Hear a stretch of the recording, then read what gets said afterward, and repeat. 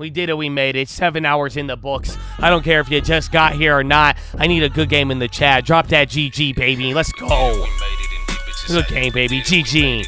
It don't matter if you made money or lost money. I know you learned something. Everybody that contributed brought something to the table. Plays, news, vibes, personalities, info, baby. Way to hold it down. Way to be a part of it. You didn't get banned. You didn't get timed out. You're dropping your GG. Just showing mutual respect for the Chads, baby. All is one. Talk about a community. Good game, baby. That's what I'm talking about. Hey, man. GG, baby. Way to hold it down. Let's go. I see you too, Twitch. Members, non-members, stream alerts. You held it down. You threw in a dono. You didn't have to. You were positive today. You didn't have to, baby. You showed love. That's what I'm talking about. Good game, baby. GG. That's what I'm talking about. Good game, baby. GG, bro. I'll see you tomorrow. I'm not going to be live early. We'll have live watch list. PPI tomorrow, though. Good game. GG, bro. GG. I need me to rock. You won't see me a lot. Monday through Friday, you need me, let's talk. Oh, they said you guys can't find this song for some reason. I wonder why. Where's your jail? Come on, man. I'll let it play, but that's it, Chad. We got a live watch list tonight. 4 p.m. Data tomorrow morning. Wild day, baby. But if you don't understand it, I'll see you on the watch list.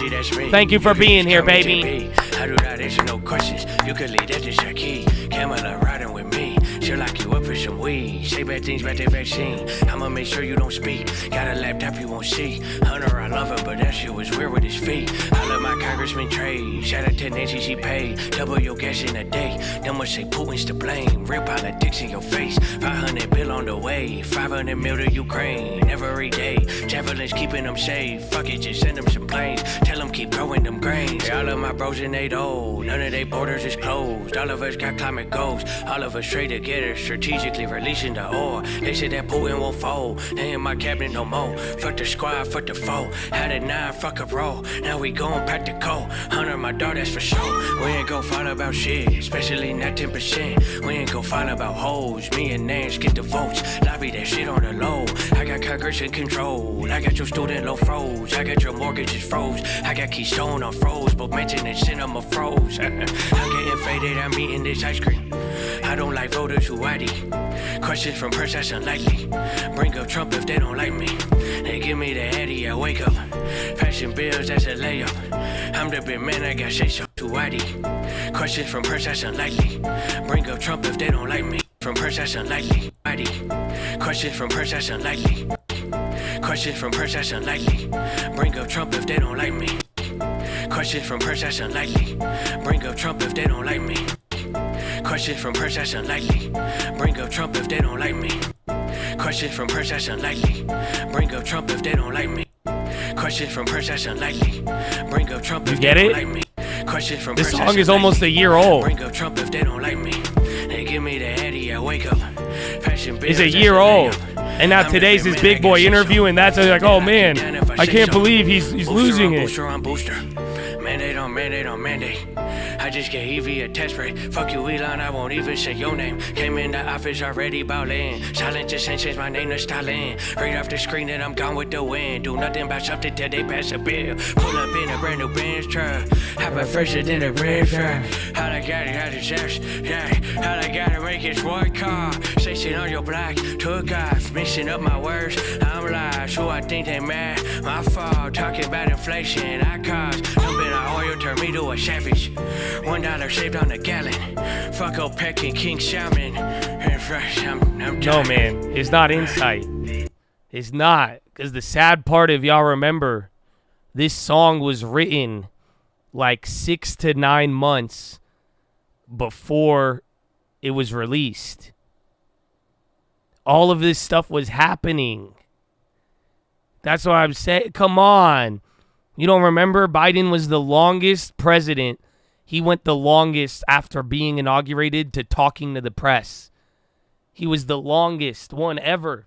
No other president. They have been hiding him for how long? And now they're like, yeah, this is surprising. Oh, wow. This is surprising.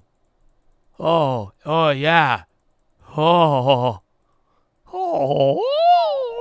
berries. Berries and what else? And Cream. No? Can I show you guys another song? It's not Friday. But this was a Bay Area slapper. I don't know if they have a clean version. So if you don't want to hear this, I would yeah, there's definitely not a clean version of this. That's crazy. This song, are you guys ready for this? Are you ready for this song? Bay Area slapper. If you know, you know. If you don't know, I'm not gonna shame you. Okay? Nah, they don't know about this.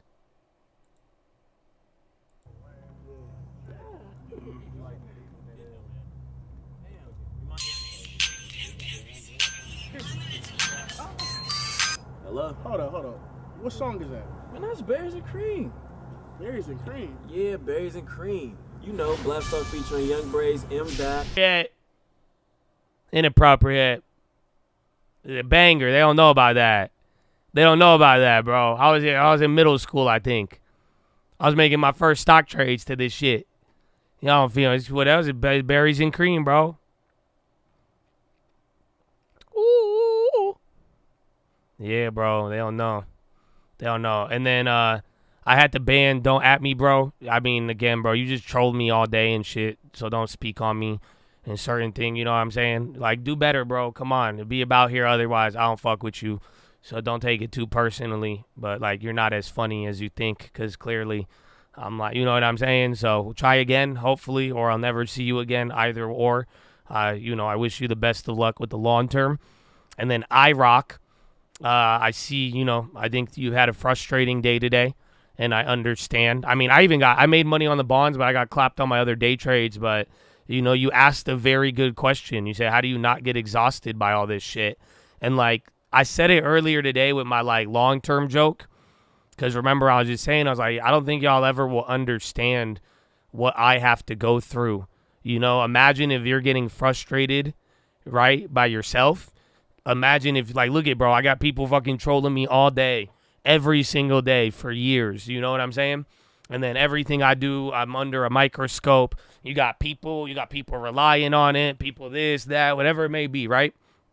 But, like, that's why you got to realize, like, every decision I make, bro, it's kind of wild, but, like, you got to notice. You need to control what you can control. You know what I'm saying? I can't control other mother efforts. I can't control the market. But you know what I can do? I could sell everything that I have in my trading account and chill in cash and go play 2K. Y'all don't feel me. You see what I'm saying? You're asking, how do I not get exhausted? I don't exhaust myself. You know, like, don't stress yourself out. Stop trying to make something out of it. If the market's being on some fuckery, you know it's only certain concentration. It'll be a hard decision to let go. Like, you think I wanted to sell everything, even for a loss, and do it in front of everybody, have to deal with motherfuckers and this and that. I'm going to have the guy who made his first $1,000 flexing on me. Oh, you don't try, blah, blah, blah, blah. You know what I'm saying? Like, all right, cool, bro, whatever. It's like you have to just, like, literally take control. And sometimes it's going to do, and it requires letting go or stepping back, especially if it's not serving you well. Oh, that's your first one with 100, bro? I love you, Samuel. I'm going to get back to that celebration, but I really hope, IROC, I hope you're listening to me, bro. For all of you, if you feel that way, like, dude, just, y'all see it, man. Y'all can control a lot right now, but it's like, don't exhaust yourself, but, like, think about it. Nobody's putting a gun to your head trying to make you do certain things. You get what I'm saying? Nobody is putting a gun to your head saying to go and trade this, and it's literally you're getting lured in, and I understand because it's tempting. I even made some trades today as well, but, like, when it's all said and done, you have to control it. And like I'm saying, in this type of market, there's not real volatility. It's hard. Even the market goes all up and then it's down. The market goes all down and then it's up. There's weird things going on with liquidity and concentration, but you got to wait until the real market comes back. Like I'm saying, we're fishing. And if you're not willing to fish and you want to keep throwing money out and putting your bait out there and getting mad, you know what I'm saying? It's just like at some point you got to chill, you know, and you have and be okay with it. And don't add that unnecessary pressure. Don't say, oh, I'm never going to do it again. You know what I'm saying? It doesn't have to be that extreme, but, like, wait let it come to you, and don't force anything. Like, it's funny, bro. I'm telling you, like, I got people, like, asking me hella questions or being weird if I'm playing 2K, but, like, honestly, I really think the 2K is more symbolic than it is entertaining, if that makes any sense. It's like, for real, bro, chill. Even if the market is open, even if it's there, I'm not missing anything. You're not either. You know what I'm saying? And it's going to do all these move up one day, down the other, and all these things. And if it is not serving you properly, you could get paid money to sit there and do nothing right now. And your long term, if you have that, it should be hitting. And if not, you could get some good stuff. And look at what happened today. Even if value turns, you will get your opportunity there. So do you feel me, my brother? As someone who does this every day, win, loss, trolls, support, whatever it may be, at the end of the day, I have kept my control over what the fuck I'm going to do. You know, and that is what you got to do too. Don't exhaust yourself. Don't make it exhaustive. Don't give yourself unnecessary pressure. Don't try to make something out of nothing, especially if the environment and the weather isn't there to plant the seed, you know, and let the weather align. Let things align, take a step back, and, like, you'll realize when you detach yourself from it, you're going to realize how much of a game this shit is, and then you're going to also realize it's not that stressful. You know, don't make it stressful. It's only stressful if you're putting all of your money, if you're letting them fuck you. You know, they can't blow you up if you don't put all your money down. Then they can't get, nothing could get in your way if you're playing very micro. It's just, you don't let it get to you at that point. You're going to watch all the people selling courses. You're going to watch all this motherfucking shit. You're going to watch the people, the NVIDIA, all of it. Who gives a shit? Let them. Do you have a long term? That's the thing. When you make a long term, bro, who gives a shit? I got 190 grand chilling in one account, and it's only going to grow. May come down, may go high. Who gives a shit? Let it grow. Even if you got 20K, 10K, 5K. The point is, while everybody's playing this dick measuring contest and going back and forth when the market's not offering real volatility, and if you've seen real volatility, you know what I'm talking about, and some of you got to experience it, it's like, chill a little bit, bro, you know, and let it come in there, man. And so I really hope this helps, man, and I really hope you listen to what I'm saying, and I hope you've even watched me back away. You've even watched me, literally, I'm chilling during the day, where, again, I love great conversation. I love great talks that are useful and productive. And then at the same, but I'm not going to stress myself out trying to extract something where this isn't really the market. You can extract it the same way you have in the past, or there's just not enough hands and money moving around to get hit in the face with a lot of opportunity. And it is more scammy than not. So you already know this. Don't blame anybody. But what you have to do is take that pressure off yourself and don't let it exhaust you. That's why we call it the long term. I'm here for 10 years, baby, minimum. I'm thinking ahead. And if you stay alive, keep your money alive, keep it in a long term, guess what, bro? Traders in stock moves come and go. The long term truly is forever. That's one thing you don't underestimate. I don't think it's I could say some pretty sweet words. I could make some cool trades here and there. I may know some things, but don't underestimate the staying power. It's about being alive in this market. I've gone through decades now. I'm approaching my second decade of this bullshit. And how do you do it? It's a long term. And then the real events, when they happen, you're going to be there. And if you're not exhausted and you're not tired and beaten up when that real opportunity hits, we're going to fucking hit it, bro. God willing. You know what I'm saying? But at the end of the day, it's a weird game, but you have to stay alive. And how are you going to do that? Getting a long term and not exhausting yourself on the short runs of the race. So don't worry, baby. Don't lose a battle. Win the war. You know what I'm saying? And on that note, Samuel, I didn't forget about you, bro. That's hype. Hard. I was just ranting on a very good lesson, so I had to keep it going, Samuel. I appreciate that, though, bro. For real. Thank you. You didn't have to. And that's your first time, and it's a hundo.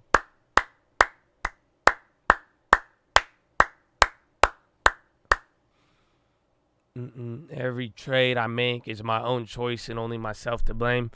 Amen, bro. And listen, I may bring it up how people have gotten mad and happy with me, but that's not really the main point. I don't even know if it's really a point at all I'm trying to make. What I'm trying to do is highlight to you the pressure and how I remove myself from it. Whether some people blame me or not, quite frankly, I don't care.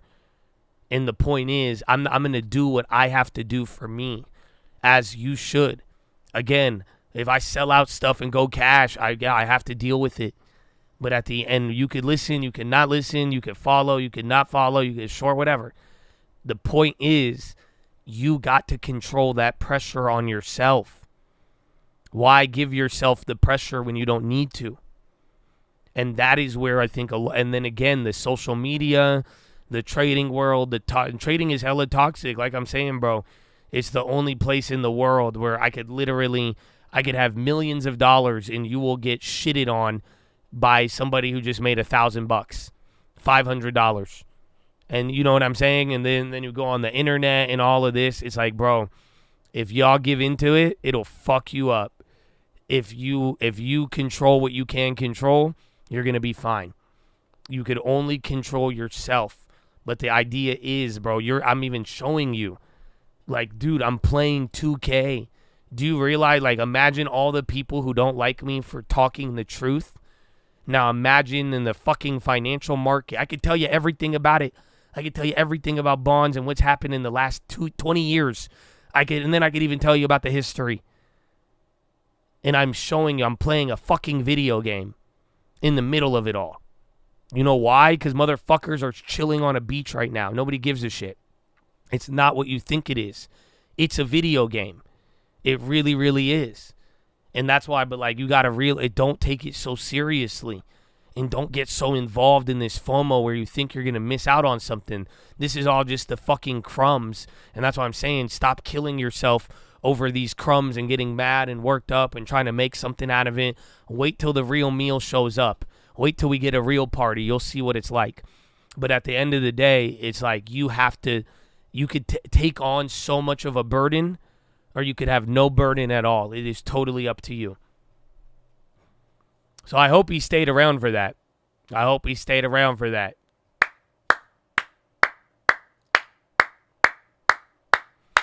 what you do. I'm very passionate about things that come across bad, but still love it. I appreciate you, man. Thank you.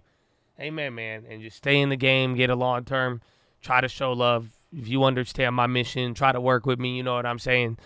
You know, that's all it is. And don't over troll, because eventually I'll clap you. And then that's it. But I appreciate that, man. That means a lot. Thank you.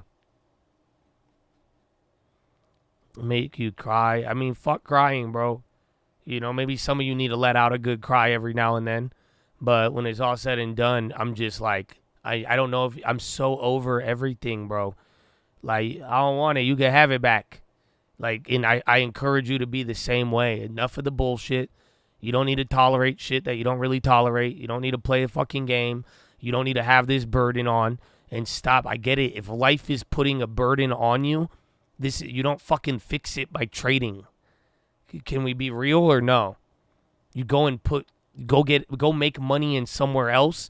Let the trading supplement, and whatever you have, if you really want to see it grow and stay there, put it in the long term. That's all. I need to pay my rent, then you don't need to fucking day trade a daily. Come on. You know, what are you putting on yourself as the burden? That's it. Every burden it's our own little bag that we're taking on the journey, but you get to decide what to put in it. You know what I'm saying? So if you want to put in all of this pressure and all of these trades, and you're like, I got to do this, I need to make this now, I got to do that. It's like, come on. And that's what's going to get you, and and the market is fuckery. We know this. You should know this. Don't ignore it. I'm being so explicit.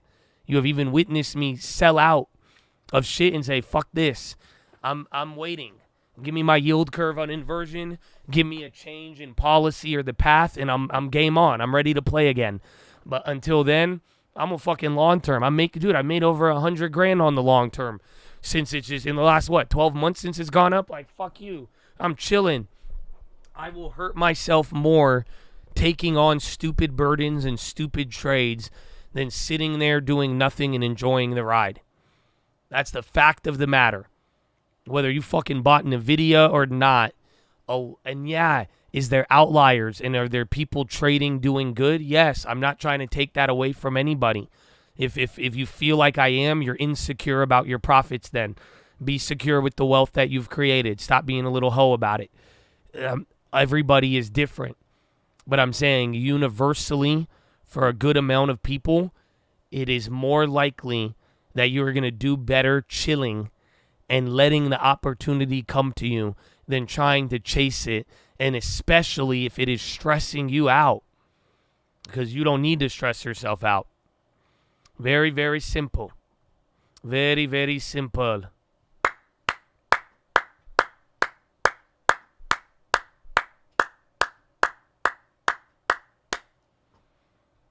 Funny thing is, walking away having no burdens, I'm not bothered about the run-up. My peace is more important. It is, but guess what? This is where I think the immature people are not going to understand, and I hope I can make you wise up. Because the peace is important, not just because of your blood pressure and shit.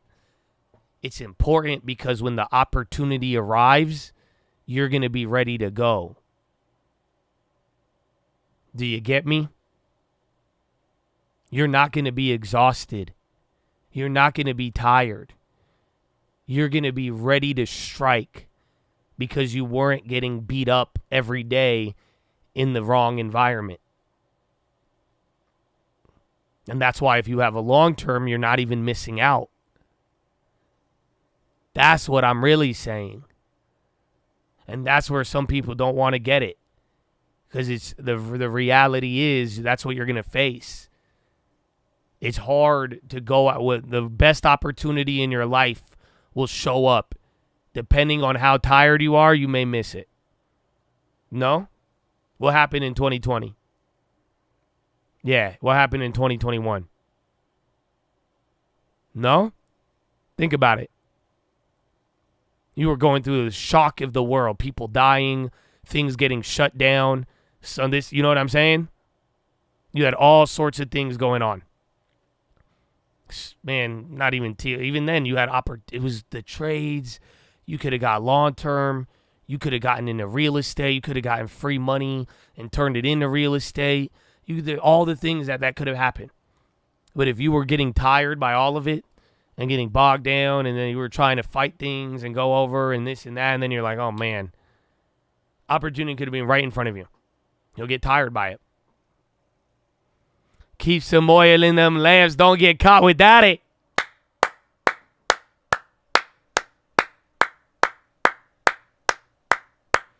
Amen.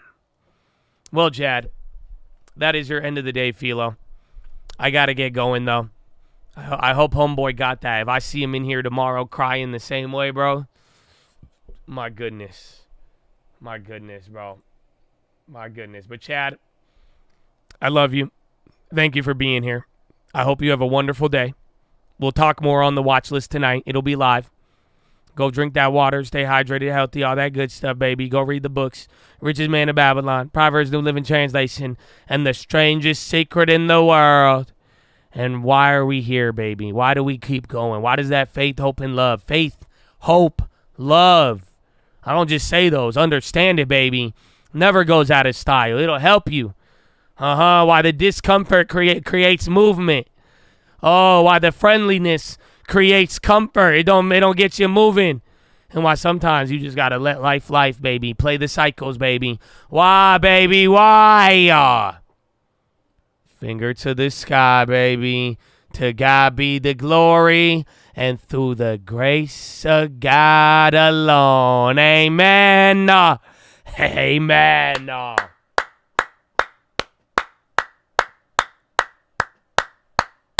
Woo! So, Chattadonia, I'll see you on the watch list. It'll take you there. So, like, literally at the end of this stream, it'll go and it'll just, like, chill. It'll say up here, it'll say, like, go to this stream, and then it'll take you there. And then you'll be right there waiting for the watch list at 6 p.m., baby, all right? So I love you all. Have a wonderful day, and peace out. Hey, yeah, give me that. I'm a big boy. Yeah, come on, look at that. Maybe I'll speak to the press. Bring up Trump if they don't like me. I go to Suwadi. Questions from press that's unlikely. Bring up Trump. I'll let it play. Goodbye. Yeah, where's Jim? Exactly. Is he going to be wearing big boy diapers? It's 4 p.m. It's been 4 years of this, Joshua.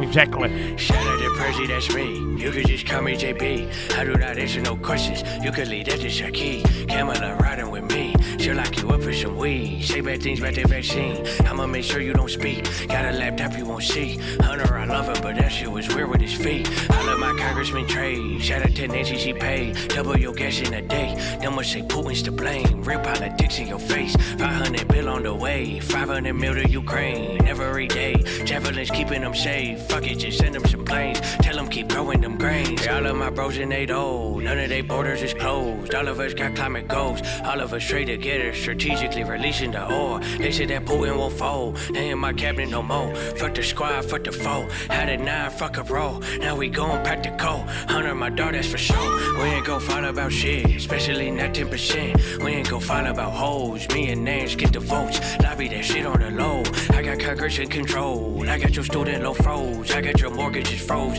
I got Keystone on froze. But mention and cinema froze. I'm getting faded. I'm eating this ice cream. I don't like voters who ID. Questions from press that's unlikely. Bring up Trump if they don't like me. They give me the Eddie, I wake up. Passing bills, that's a layup. I'm the big man, I got say so. They lock you down if I say so. Booster on booster on booster. Mandate on mandate on mandate. I just gave Evie a test rate. Fuck you, Elon, I won't even say your name. Came in the office already ballin'. Silent just change my name to Stalin. Right off the screen and I'm gone with the wind. Do nothing about something till they pass a bill. Pull up in a brand new Benz truck. How about fresher than a red shirt? How I got it, how to chest, yeah. How I gotta make it one car. Station on your block, took off. Mixing up my words, I'm live. So I think they mad, my fault. Talking about inflation, I caused. Dumping our oil turned me to a savage. $1 saved on a gallon. Fuck OPEC and King Salmon. And fresh, I'm tired.